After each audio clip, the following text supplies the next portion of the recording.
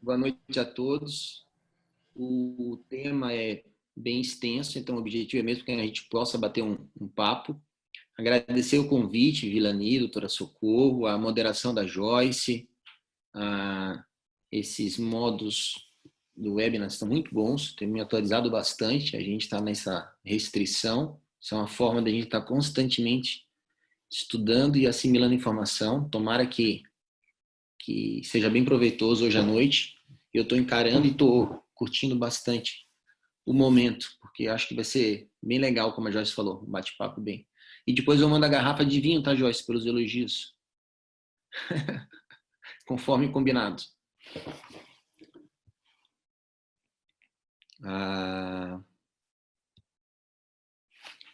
Esse cara, Dr. Karl Max Wilhelm Wilms, nascido Carolus Maximilianus Wilhelm Wilms, numa cidadezinha de Ranshoven, lá próximo da fronteira da Alemanha com a Holanda e com a Bélgica, em 1867, fez uma publicação, não foi fácil achar essa publicação, sobre uns tumores renais mistos na infância. Imagina o que não era isso naquela época. 7 casos de crianças, mais relatos de casos e experiência de outros cirurgiões. Foi a primeira descrição de tumores e aí um dos epônimos mais famosos na medicina, os tumores de Wilms. Foi titular da cadeira de cirurgia da Universidade de Heidelberg em 1910. Felizmente morreu muito jovem, aos 50 anos, após operar um oficial francês, tinha difteria, pegou difteria também e faleceu com complicações da difteria. Então, nefroblastoma é o terceiro tumor sólido pediátrico mais comum, é o segundo tumor abdominal sólido mais comum. Ele, como tumores sólidos, pede para o sistema nervoso central, para os neuroblastomas, e tem uma incidência de 1 para 10 mil crianças até os 15 anos de idade, mas praticamente metade dos casos tem incidência até os 3 anos e quase sua totalidade até os 6 anos de idade. Raro no recém-nascido. E nessa revisão bibliográfica a gente via uma leve predileção de sexo feminino, mas praticamente grande parte dos artigos 1 para 1. Os tumores bilaterais podem ocorrer de 5 até 10, 12, 13%, sendo 15 deles metacrônicos, ou seja, é mais comum que os tumores bilaterais ocorram juntos do que metacronicamente, do que aparecendo de um lado e ocorrendo depois de um determinado outro momento em outro lado. Quando isso acontece, os tumores bilaterais, os pacientes são mais jovens ao diagnóstico, de uma incidência de 40, 42 meses, e ela cai para 30, 32, cai 36, 38 meses, a média de idade, caindo para 24, 26 meses, quando os tumores são bilaterais. No Cure for Kids, o Wilms está ali em quinto das neoplasias, bem próximo dos neuroblastomas. E dos Wilms, a gente tem a proporcionalidade de mais de 70% eles serem localizados, serem unilaterais, com metástase em aproximadamente 10, 12, e bilaterais chegando próximo de 7, o que dá mais ou menos 90, 92% de proporção dos Wilms em relação aos outros tumores renais, tumores rabdoides, nefroma mesoplástico, sarcoma de células claras. Falando um pouco da histologia, lembrando dos componentes celulares, é um desenvolvimento do blastema metanéfrico e ele tem 3 tipos celulares básicos: o blastematoso, o blastema, o estroma e o epitélio.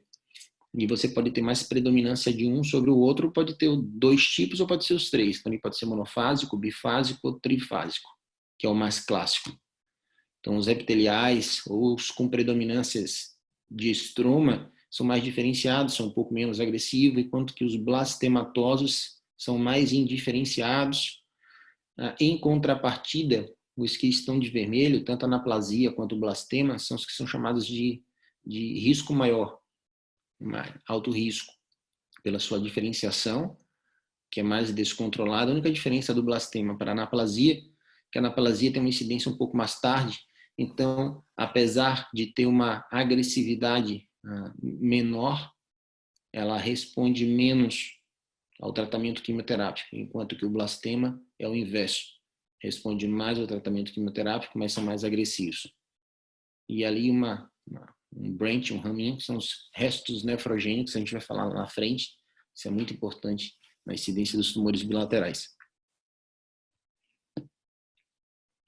Os restos nefrogênicos, eles acontecem em menos de 1% de pacientes que têm restos nefrogênicos vêm a desenvolver tumor de Wilms. Em contrapartida, 36% dos pacientes sabidamente portadores de tumor de Wilms, você vai fazer análise patológica e você acha restos nefrogênicos. Essa porcentagem aumenta para próximo a 85% nos tumores de Wilms bilaterais. E eles são de dois tipos, são os perilobares ou os intralobares. Os perilobares ao longo do perímetro do lobo renal, eles estão associados com os tumores de Wilms bilaterais. Os que estão no 11p15, a gente vai falar sobre isso agora, sobre os fatores genéticos, enquanto que os intralobares têm mais relação com a banda 13 do cromossomo 11. Então, nada mais são do que persistência, nada mais é do que persistência de tecido renal muito indiferenciado, os restos nefrogênicos. E isso pode levar a nefroblastomatose, são rins com múltiplos restos nefrogênicos. Eu queria muito ter o mousezinho aqui, mas essa imagem está muito boa, porque dá para ver, foi desse artigo do Davidoff, lá do St. Jude's, e ele mostra várias coisas, desde o estudo anatômico e a alteração num tumor de Wilms bilateral, onde a setinha lá na figura A mostra onde é que está o pedículo e o hilo renal, lá em cima a alteração da anatomia, mostrando que tem que ser estudado com cuidado, ainda mais um tumor, nesse caso dele na figura A, é um bilateral, e fez uma reconstrução 3D para ver os vasos, dá para ver ali a artéria e veia renal direita. E no caso, a imagem C, está bem bonito de ver. Essa é o que eles chamam de nefroblastomatose perilobar hiperplásica difusa, dessa ideia de que o rim está muito maior do que deveria estar. E você vê que é como se ele tivesse sido revestido por um plaque pylorhiza, uma camada externa que faz com que ele fique maior. Esses são os restos nefrogênicos que vão se diferenciando e formam essa nefroblastomatose. E isso é muito difícil de ser avaliado no pré-operatório e diferenciar o que é tumor e o que é apenas restos, o que são apenas restos nefrogênicos e não tem indicação de intervir cirurgicamente naquele momento.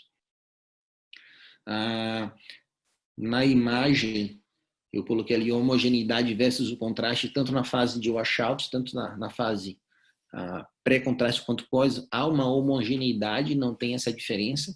Essa diferença consegue ser melhor avaliada com a ressonância. Aí você consegue ter uma avaliação melhor e ver focos, que são os restos nefrogênicos focais dentro do parênquima renal. Mas, de uma forma geral, o tumor de Wilms se diferencia, porque essa é a necessidade diferencial, o que é tumor, o que é resto nefrogênico, pela forma mais arredondada, pela presença de uma pseudocápsula, coisa que os restos nefrogênicos não têm. São ilhas de tecido dentro do parênquima renal e não chegam, grande parte das vezes, não são maiores do que 1 centímetro de diâmetro, para você poder diferenciar o que é Wilms e o que é resto nefrogênico. São macetes que a imagem vai te permitir. Quanto a favorável e desfavorável, isso tem a ver com a anaplasia.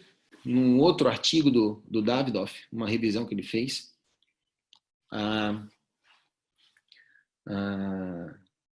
numa atualização do NWTS, do National Wilms Tumor Study, eles viram que 10 a 12% de uns tipos celulares respondiam por mais de 50% da mortalidade. E isso mudou muito. Se não me engano, foi um NWTS3, mudou muito a forma que era estudado desde então. E viram que existia a anaplasia, que é o que influencia de forma sobremaneira a resposta ao tratamento. Mais do que a forma como é feita a cirurgia, ou mais do que o estadiamento, o tipo histológico do tumor é o que faz realmente a diferença. Ela pode ser focal e difusa, com extremo pleomorfismo, em outras regiões renais, tanto que tem mais resistência à quimioterapia e uma agressividade muito maior. Já foi estudada essa parte genética do Wilms, isso está muito bem estabelecido. Existe uma área do cromossomo 11 no braço curto, por isso que é o P, de Petit, lá na região 1, na banda 3 e na banda 5. É o chamado gene supressor do tumor de Wilms, o WT1 e o WT2. Um em uma banda e um em outra. Na ausência ou na deleção ou na supressão desse gene, há a ocorrência de várias síndromes genéticas com predisposição à formação tumoral e outras malformações, a depender da área comprometida do cromossomo. Então, por exemplo, a síndrome WAGR é a associação naquela região do WT1, do tumor de Wilms, do supressor do tumor. Então, você tem predisposição à formação do tumor de Wilms e malformações do sistema urinário. E naquela mesma região, já se sabe que tem o PAX, que é um outro gene responsável por retardo mental e aniridia. Por isso que a síndrome WAGR tem essas 4 características principais: presença de tumor de Wilms, aniridia, malformações do trato geniturinário, seja criptorquia, estenose de Juppe, hipospádia, a rim-ferradura e o retardo mental associado. Tem 30% de relação com o desenvolvimento do tumor, nada comparado com os 90% da síndrome de Dennis-Resch, que é nefropatia precoce, pseudohermafroditismo masculino em associação com o tumor. Eles têm uma alta predisposição, esses pacientes têm que fazer um segmento muito mais próximo. Essa aniridia, a gente vê que não existe a íris. Já no tumor da banda 1 da região 5, o 11P15, aí tem uma tendência a desenvolvimento do Beckwith-Wiedemann, com gigantismo, macroglossia, onfalocele, hernia umbilical, anomalias geniturinárias, como falei, anemia de Fanconi, são outras manifestações. A hipertrofia idiopática, ela tem uma relação com a formação de tumor de Wilms bilateral que chega a 16%. Então, o quadro clínico dessas crianças são crianças saudáveis, são massas abdominais que estão com crescimento insidioso, elas respeitam a linha média. Menos comumente, elas podem se apresentar com dor, febre ou hematúria. Existem relatos de casos de traumas abdominais em crianças com tumorações que não tinham diagnóstico prévio e podem, até próximo de 20%, se apresentar com hipertensão arterial.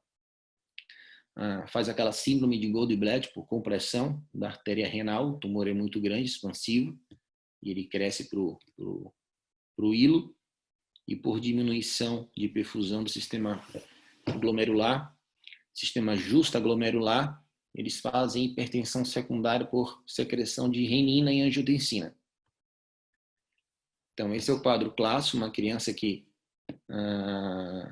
o que chama a atenção é a massa palpável, isso geralmente é notado pelos pais, pelos responsáveis.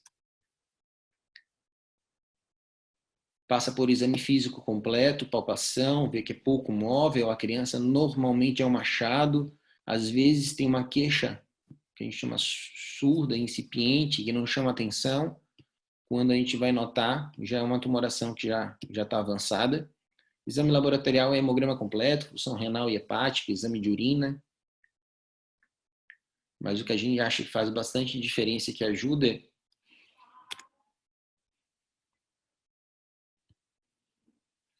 é a avaliação com imagem. Estamos aqui no serviço, o protocolo pede que se faça um exame de imagem que pode começar com uma ultrassonografia de abdômen.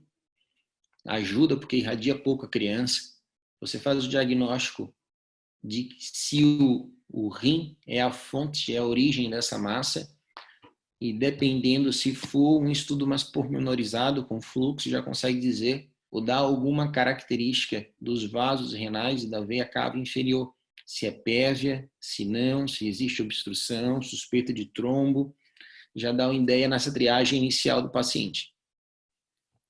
Até antes do umbrella, de 2016, fazia-se a radiografia de tórax, porque se não fosse visualizado nenhuma nodulação, não se considerava se aparecesse alguma na tomografia. Depois dessa última atualização de 2016, a tomografia de tórax entrou na rotina para a gente poder fazer o estadiamento adequado desses pacientes. Metástases pulmonares podem acontecer até entre 10% e 12% desses pacientes.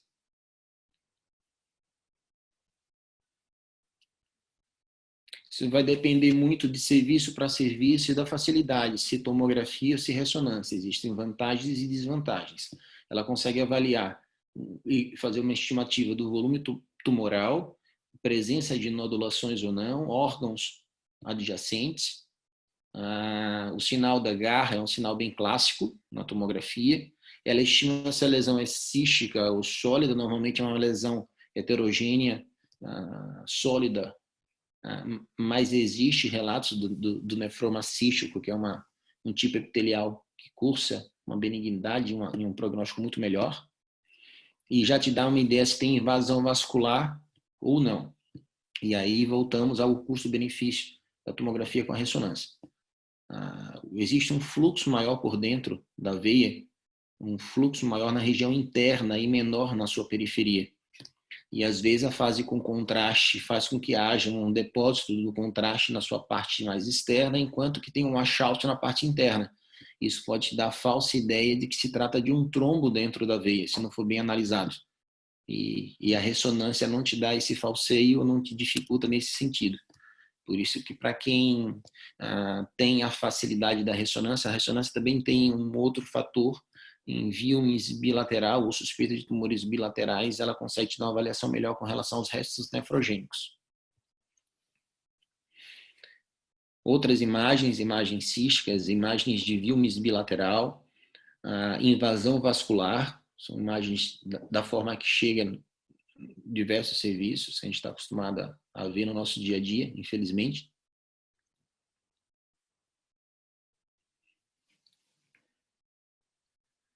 E para tentar ficar bem claro, essa foi a forma mais fácil, mais didática para a gente poder fazer o estadiamento. Existem dois grandes centros mundiais, ou dois grandes protocolos mundiais para o estudo do Wilms. Um é o NWTS, que foi anexado ao COG, ao Children's Oncologic Group, que normalmente os Estados Unidos ou a América do Norte segue bastante. E a Sociedade Internacional de Oncologia Pediátrica, nós aqui no Brasil seguimos, a gente aqui do serviço segue o CIOP. Então, o estadiamento dos dois, e essas imagens vão fazer a comparação entre os dois tipos de estadiamento principais. Então, o tumor que é restrito ao parênquima renal, que não tem invasão de cápsula, que não existe nada extra-renal, que foi completamente excisado, esse é o estadio 1, basicamente a mesma coisa dos dois protocolos. Já no estágio 2, ele pode até ter uma extensão extra cápsula renal, ou pelo sistema CIOP invasão ureteral, sistema coletor, vasos renais, ou linfonodos loco-regionais, envolvimento, mas é uma tumoração que foi completamente ressecada. O NWTS permite até relato de apenas resíduos tumorais microscópicos, mas também completamente ressecado. Esse é o estadio 2 para o NWTS e para o CIOP.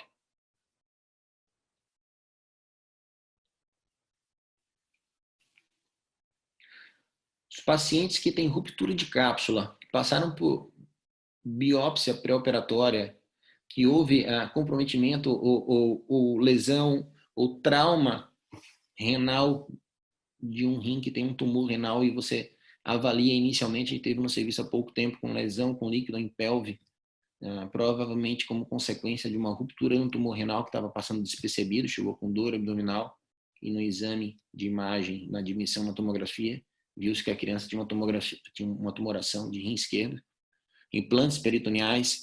Então, aquele tumor que não respeita mais a cápsula renal, já tem doença abdominal, ou PAN, que é o paraórtico node, ou linfonodos paraórticos comprometidos, porque esse estadiamento é tanto de imagem, mas o estadiamento completo ele é pós-ressecção.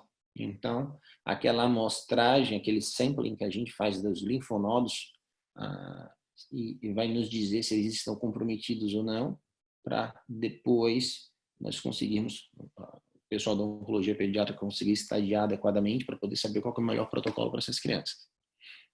O estadio 4 e 5, basicamente, são bem parecidos. Metástases hematogênicas ou comprometimentos linfonodos além do abdômen ou da pelve presentes com doença, coloca a doença no estadio 4. E presença de doença bilateralmente é o estadio 5. Foi isso aí que a gente falou, a diferença dos dois sistemas de estadiamento. A gente segue o CIOP. E o que muda basicamente é que no COG, no Children's Oncologic Group, eles fazem a cirurgia como tratamento inicial. Eles acham que isso traz benefício para você poder fazer o estadiamento inicial com a célula muito pouco modificada por causa da quimioterapia. Só que em contrapartida, você tem que lidar com lesões, massas muito mais extensas e com volumes muito maiores do que a gente lida seguindo o protocolo do CIOP. Como é uma palestra, como é uma aula para cirurgião pediátrico, é aí que a gente começa a ver a diferença e o que atua na vida da gente. Tecnicamente, tende a ser uma cirurgia muito menos complexa a cirurgia que é feita seguindo o protocolo do CIOP. O do COG faz a nefroureterectomia radical com amostragem ganglionar também. O estadiamento é baseado na patologia e na presença das metástases. Não recomenda nefrectomia parcial, apenas em casos dos rins únicos, em tumores bilaterais ou em pacientes sindrômicos, aqueles pacientes citados previamente que têm alta chance de ter um tumor metacrônico na frente, então você poupa rim, mas só nesses pacientes. Ou pacientes deverão ir para quimioterapia prévia apenas se eles tiverem tumores realmente irressecáveis ou tumores de bilaterais ou com extensão vascular. Enquanto que no CIOP, não. O tratamento inicial é sempre com quimioterapia nessas crianças que chegam com uma imagem compatível e na faixa etária esperada para tumor de Wilms, de 6 meses até 6, 7 anos de idade. Cirurgia após o tratamento inicial, após essa quimioterapia inicial. O estadiamento é baseado em dados da cirurgia pós-quimioterapia, porque ele foi submetido a esse tratamento prévio, diferente do NWTS, e a avaliação das metástases. A cirurgia é uma nefroureterectomia radical, com a amostragem desses gânglios, no mínimo 7, a gente vai falar disso aqui já já. E a nefrectomia parcial é permitida sim, em tumores pequenos, nos tumores bilaterais ou nos sindrômicos. O que é que deve se levar em consideração para a gente? O que é que a gente nota? A gente tem menos índice de ruptura tumoral seguindo o CIOP do que o COG. A manipulação dessa lesão tumoral, ela é menos friável, ela é menos frágil, tende a haver um risco menor de ruptura seguindo o protocolo europeu. Isso aqui é só para dar uma pincelada. O protocolo que a gente segue é esse de 4 semanas para os tumores unilaterais, vincristino uma vez por semana, semanas intercaladas de dactomicina. Os tumores metastáticos fazem 6 semanas, e aí eles associam a doxorubicina, e para os tumores bilaterais isso pode se estender até 12 semanas. Os tumores que são inoperáveis, que são tumores bilaterais, ou que existe extensão vascular, são os casos em que o Children's Oncologic Group indica a quimioterapia pré-operatória para poder intervir de uma forma mais segura. E esse é o regime quimioterápico que é usado. Começando agora a nossa área mesmo, os princípios cirúrgicos para se operar o tumor de Wilms. Então, a incisão transversa ampla, se for necessário fazer uma incisão tóraco-abdominal, ela pode ser feita sem restrição, desde que seja feita uma cirurgia segura e com menor risco para ruptura ou para a exéresis, a retirada do tumor. Inspeção da cavidade, quanto a metástases e implantes em outros órgãos ou órgãos adjacentes, possibilidade de ressecção versus biópsia, às vezes tem comprometimento dos órgãos adjacentes, cauda de pâncreas, baço, e aí vai ser feita uma avaliação, porque a gente tem que evitar sempre as cirurgias mutilantes. porque há uma boa resposta quimioterápica e radioterápica. Lesões excisadas ou biopsiadas, gânglios suspeitos, outros órgãos comprometidos, isso tem que ser labelado, tem que ser rotulado, tem que ser marcado a posição, tudo devidamente registrado, para que a análise do patologista seja feita com qualidade e a gente tem esse feedback da patologia. Não é mais obrigatória essa avaliação do rim contralateral nesse umbrella de 2016, a não ser que haja dúvida da avaliação da imagem, mas é um hábito, a gente costuma sempre palpar vasos renais, cava inferior, olhar se há massa renal contralateral. E os trabalhos mostram que um pouco mais de 5% você descobre tumor de Wilms no intraoperatório e não foram observados ou não foi feito diagnóstico pré-operatório. Mas caso haja dúvida, sim, a inspeção deve ser feita com cuidado. Então, o tratamento basicamente é na nefroureterectomia radical,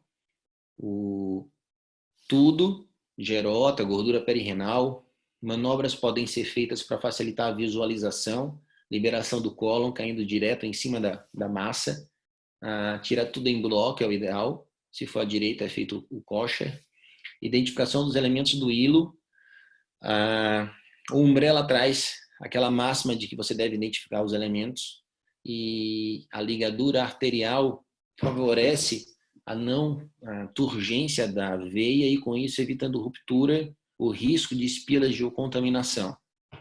Mas no próprio site do CIOP cita que nem sempre massas muito grandes e extensas você consegue identificar direitinho.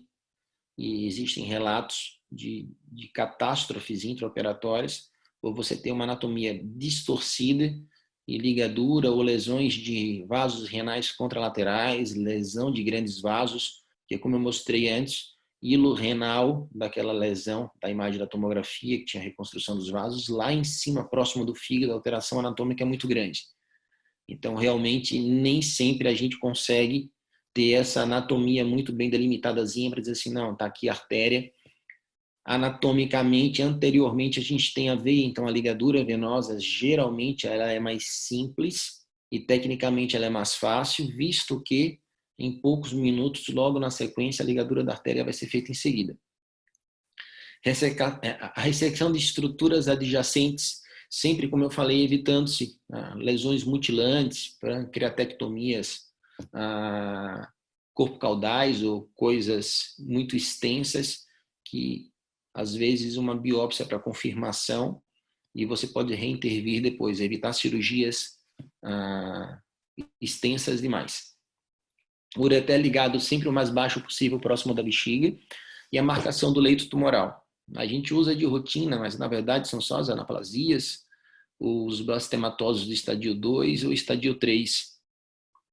O grande medo que a gente tem hoje em dia é você achar que está fazendo um estadiamento por imagem e está operando um Wilms 1, só que o estadiamento, na verdade, ele é feito com a complementação dos linfonodos. Se vem um linfonodo positivo, o estadiamento muda de 1 para 3.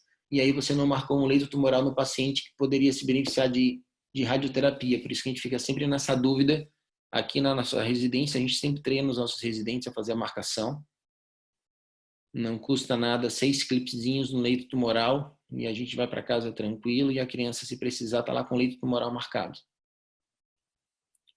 O objetivo é uma cirurgia segura, evitar as complicações que podem vir a piorar estadiamento, ruptura, biópsia desnecessária, descontinuidade de cápsula, lesões vasculares extensas e o estadiamento preciso.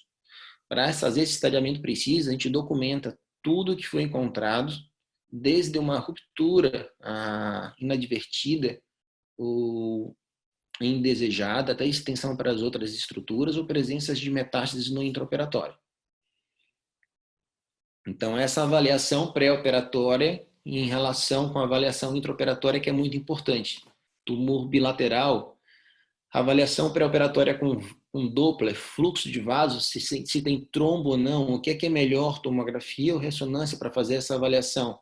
Para ver um trombo desse que se estende da veia cava até próximo ao diafragma, A veia cava pode estar comprometida nesses casos com trombos em 2 a 5%, chegando até próximo de 1,5% no átrio.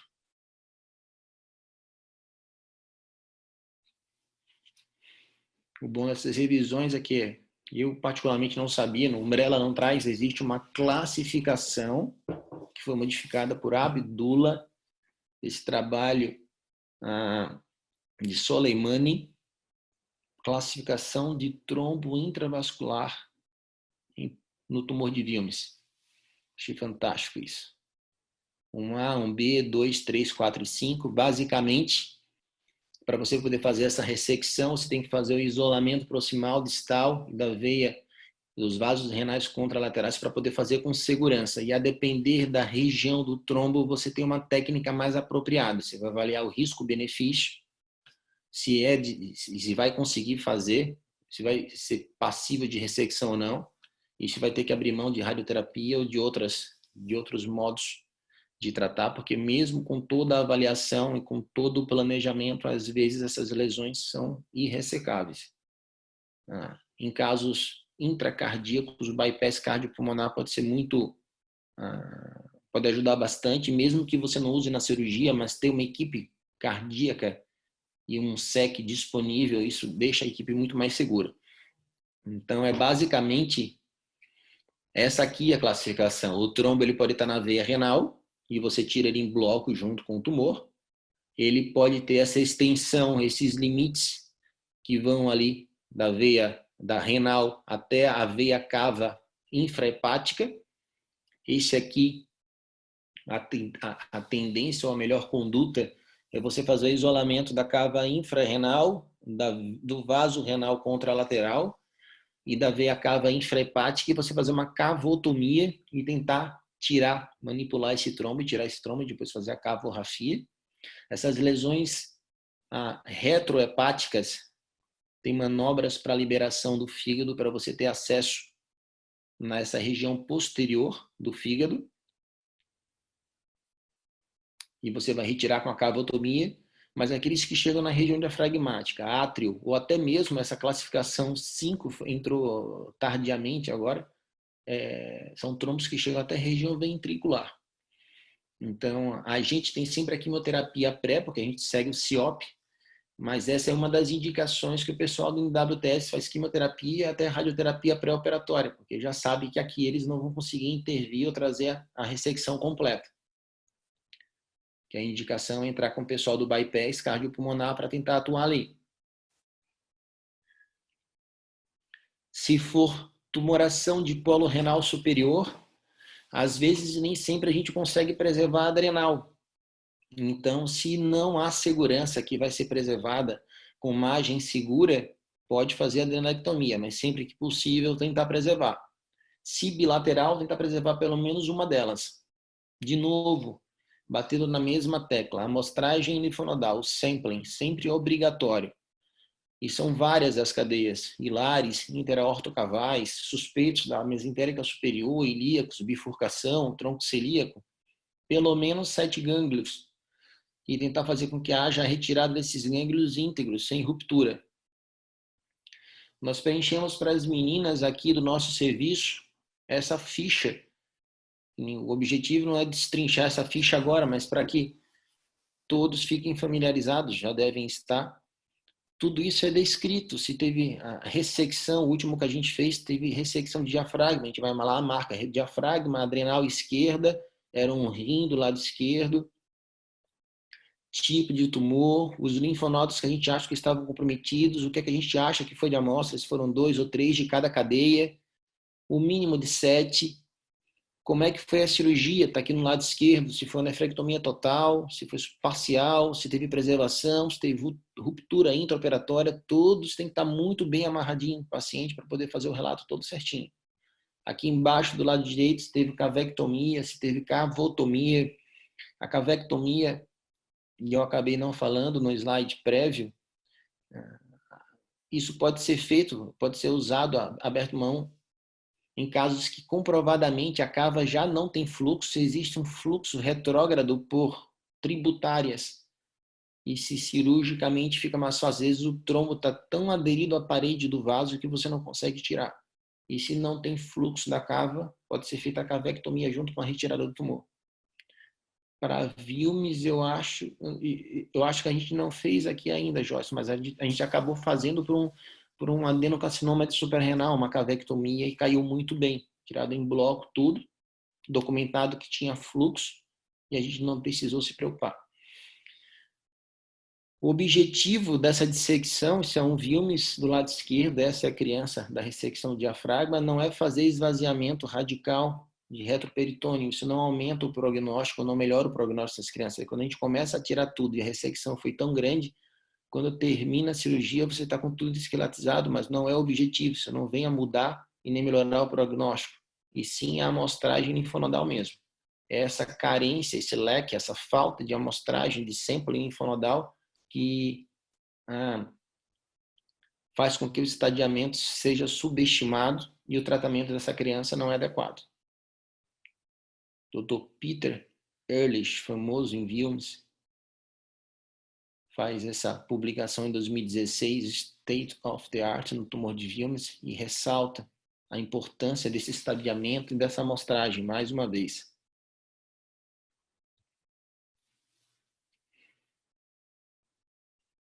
Nessa parte cirúrgica, eu estou seguindo o protocolo da Umbrella. O capítulo 16 é só o Surgical Guideline, só o que o cirurgião deve se preocupar em fazer. Então, essa sequência é a sequência que a gente está vendo lá, e vai ficar bem mais fácil quando a gente for ler. É basicamente isso.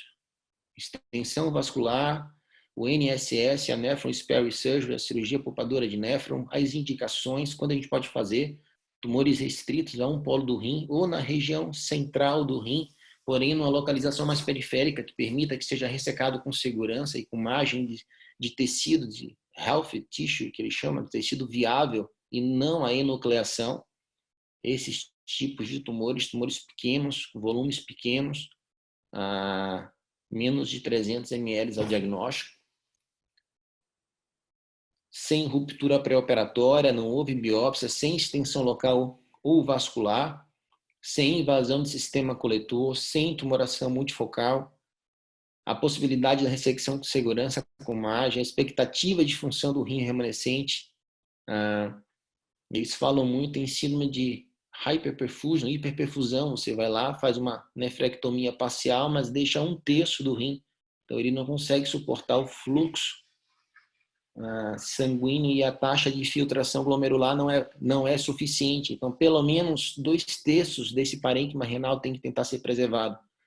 Então, realmente são aquelas tumorações que são achados, que são tumorações dos pacientes sindrômicos, pacientes que tendem a ter tumoração metacrônica, que são triados durante até uma certa idade, 6, 7 anos, de 3 em 3 meses, você consegue achar um tumorzinho de 1, 2 centímetros. Esse seria o paciente para você poder fazer a NSS. Se você tiver dúvida com relação se o parênquima renal que vai ficar vai ser satisfatório ou não, a gente pode abrir mão da cintilografia funcional, DMSA, para poder avaliar adequadamente a localização da lesão e o quanto de tecido funcional vai ser preservado, vai estimar, né? A enucleação não é considerada adequada nesses casos. Linfonodos positivos, quer dizer que ele faz o upstaging, ele passa para estadio 3. Isso é igual à radioterapia, mas não necessariamente a nefrectomia total. O que isso quer dizer? Você faz uma nefrectomia parcial e você faz o sampling de linfonodos, faz parte da rotina. Esse é um exemplo que eu falei previamente, a colocação dos clips. Então você pode até não colocar clipe, mas você faz uma amostragem linfonodal e o teu linfonodo é positivo. Ele faz o upstaging, ele passa para o estágio subsequente, ele passa a ser um estadio 3, mas não necessariamente, se as suas margens foram seguras, você tem que complementar a sua cirurgia com a nefrectomia total. Você pode mudar o tratamento, mas você preserva o parênquima renal. O acompanhamento pós-operatório é bem rigoroso e depois de 6 meses é de bom tom que se faça uma outra avaliação cintilográfica para você saber como é que está a taxa de perfusão e saber como é que está o DMSA desse paciente.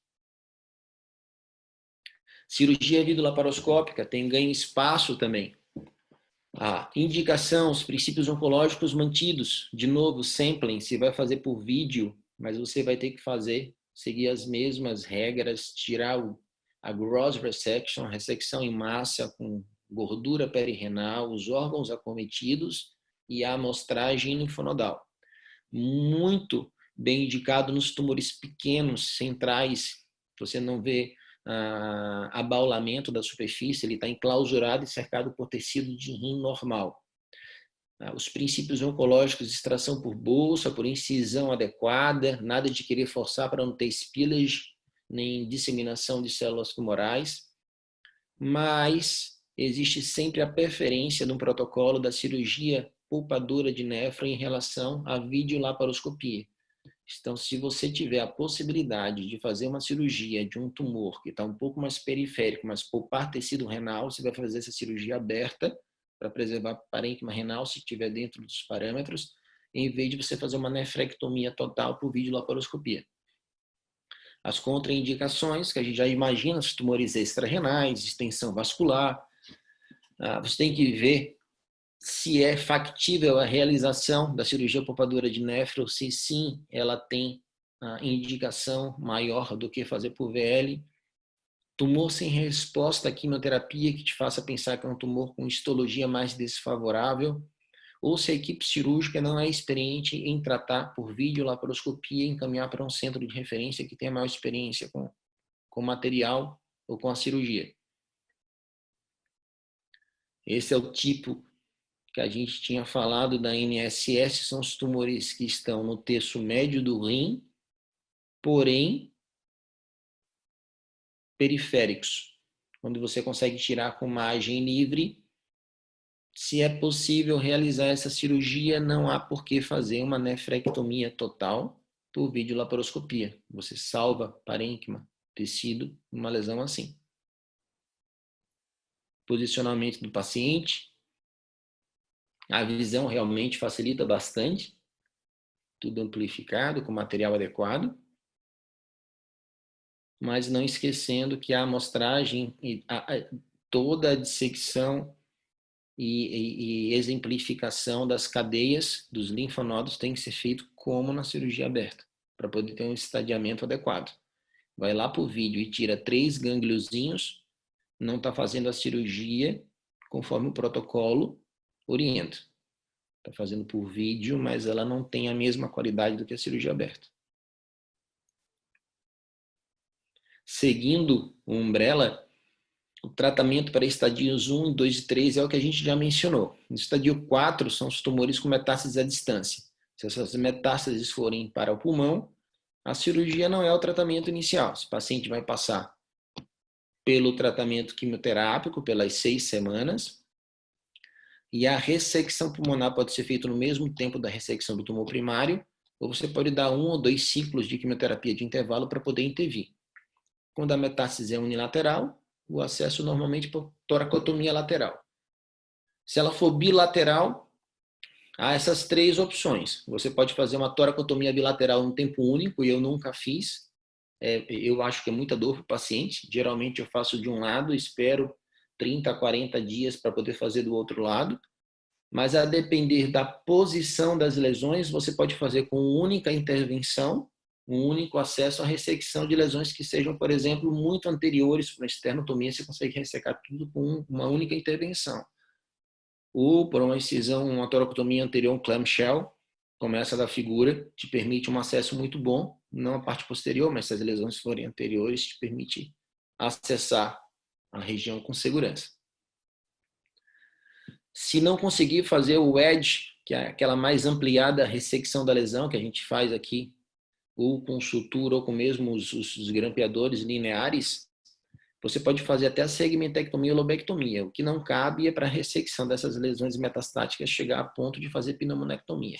É um procedimento muito grande para as lesões. Se forem abdominais como o fígado, são as ressecções em cunha mesmo, ou ressecções mais extensas se necessário.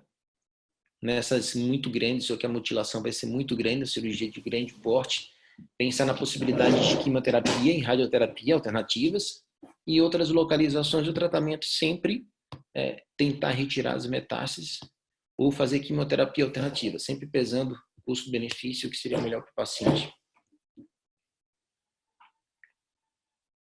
no tumor de vímeos bilateral, o objetivo é sempre você poupar o máximo de parênquima funcional.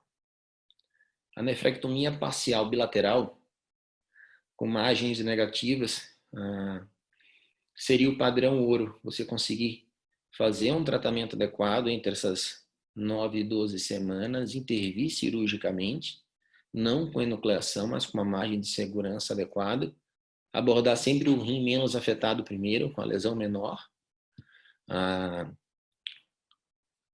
Se a resposta for para o tratamento quimioterápico, pensar que ele pode ser o tipo estromal, que é mais rico em estroma. Mas há outras opções também. Pacientes que têm lesões que você não tem como tratar de outra forma, que não seja com a nefrectomia bilateral, o Umbrella ali preconiza você fazer tratamento com radioterapia. Eles usam doses pequenas, entre 15 e 20 vezes. Isso permite que haja uma regressão mais lenta e gradativa, até que se consiga programar essa criança no futuro para ressecção, para transplante.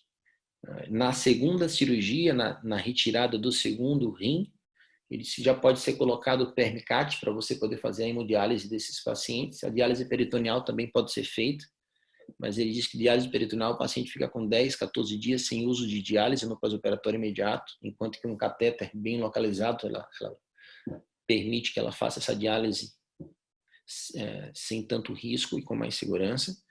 E nos próximos 2 anos, esse período de 2 anos pós-nefrectomia bilateral, é o período que mais eles têm os relapses, as recidivas dessas lesões tumorais. Se ele não teve essa recidiva nos 2 anos, ele está autorizado a pensar no transplante renal. Ele está fazendo a diálise, a hemodiálise pelo catéter e está se mantendo assim.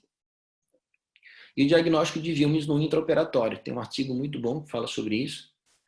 Para variar também do Davidoff, um artigo agora de 2018, quando o cirurgião se depara com um diagnóstico no intraoperatório que é bilateral. O que fazer? Biopsiar com uma agulha de Trucute, fechar o diagnóstico para saber do que se trata, fazer a leitura da lâmina no intraoperatório. Vale mais a pena nesses casos, porque eles seguem o NWTS, eles não fizeram quimioterapia pré-operatória, eles entraram para operar um rim só. Fechar o paciente, colocar o paciente, aí sim, quimioterapia pré-operatória, porque se trata de um vímeos bilateral, avaliar a histologia da biópsia que eles fizeram para depois intervir e tentar fazer a nephron sparing surgery, a cirurgia poupadora de néfrons bilateralmente para tentar preservar o máximo de parênquima. Então, para eles que trabalham com a cirurgia direto, isso deve ser a gente não se vê tanto nessa sinuca de bico, porque o paciente que veio fez pelo menos 4 semanas de quimioterapia pré-operatória e foi avaliado inicialmente com uma imagem e reavaliado com uma segunda após o tratamento inicial da quimioterapia, coisa que eles não têm essas 2 avaliações por imagem, por isso que talvez para eles seja não tão comum, mas seja mais comum do que para nós que seguimos o CIOP, se depararem com um vímeos bilateral no intraoperatório. Na recidiva, o relapso da cirurgia, a cirurgia deve ser sempre a intenção de ser curativa, o princípio da cirurgia, a quimioterapia alternativa neoadjuvante, no caso da recidiva, se foi mesmo loco, se foi em órgãos adjacentes, à exceção de metástases pulmonares solitárias tardias, pacientes que foram tratados adequadamente fazem uma metástase pulmonar 2 anos pós-ressecção. Esses podem ser seguidos e avaliados, ou metástases em sistema nervoso central. O objetivo é sempre a boa demarcação, radioterapia, tentar deixar as margens livres na segunda cirurgia, mas não é indicado ou recomendada abordagem cirúrgica de pacientes que estão na vigência do tratamento ainda e começaram a apresentar lesões novas, lesões que estão progredindo. No pós-operatório a gente fala bastante isso aqui, a Joyce vai lembrar, a gente teve uns 2 ou 3 casos de pacientes interessante que a gente achou achei um artigo que fala sobre isso, inclusive publicado agora há pouco tempo. O paciente começa a vomitar, começa a ter dor abdominal, a gente está achando que ele acabou de passar por uma laparotomia, é um paciente que está em tratamento quimioterápico, é alguma coisa com relação à cirurgia, e o paciente evolui com obstrução intestinal por invaginação intestinal. A gente foi fazer um levantamento que realmente ressecções de grandes tumores renais podem ocorrer com invaginação. Geralmente, a média de 6 dias do pós-operatório foi onde foi visto com mais frequência a ocorrência. Outras complicações como sangramento, lesões de vasculares, tumores muito grandes, acima de 15 centímetros, acabam sendo tecnicamente mais difíceis de serem operados. Objetivos da radioterapia: obter o controle da doença. Eu tinha mencionado previamente, então, os de risco intermediários, estádio 3 ou de alto risco, né? Anaplasia, o estádio 2, quando vem o resultado como anaplasia, são os pacientes que se beneficiam do tratamento com radioterapia. Então é um mundo, tem muita coisa para ser estudado ainda, foram muitos avanços na sobrevida geral e na livre de eventos. Uma doença que, na época que a gente foi estudar lá o Wilms, e mesmo na década de 30, 40, sobrevida de 40%, 45%, a gente consegue sobrevida mais de 90% com Wilms. Muitos protocolos tentando novas formas, fazer diagnóstico. Tem trabalho mostrando se com ressonância pré-operatória você consegue estimar se você está lidando com restos nefrogênicos e nefroblastomatose ou tumor de Wilms, por captação e intensidade de sinal. Então, assim, os estudos são muito avançados, né, com estimativas do que é, o que pode ser. Mas o objetivo é diagnosticar, estadiar e tratar sempre da melhor forma possível. E o desafio é tentar chegar nessas formas de tratamento sempre com menos toxicidade. Quanto mais precoce o diagnóstico, quanto menos a quimioterapia puder ser utilizado, menos cardiotoxicidade, ototoxicidade, a gente leu a respeito agora, doxorubicina causa bastante problemas, cardiotoxicidade, então o que puder evitar nesse sentido, melhor. A nós, cirurgiões pediátricos, cabe nos mantermos atualizados, sermos responsáveis e escolher um protocolo de tratamento da sua instituição e segui-lo. Não adianta a gente dizer que segue e que para isso a gente tem. Eu neste momento, estou vendo um oncologista pediátrico do nosso serviço participando da reunião, checando se a gente está falando tudo direitinho, se não está. Isso é excelente, essa integração que a gente tem com o pessoal da oncologia, reuniões multidisciplinares para discussão de tumores de Wilms bilaterais e indicações de nefrectomias parciais e acesso por videolaparoscopia. Foram muitos os artigos que eu li dizendo que a discussão tem que ser em time, tem que ser em grupo, tem que ser avaliado todos juntos para saber se é realmente a melhor conduta para o paciente. Então, essa interação é muito importante.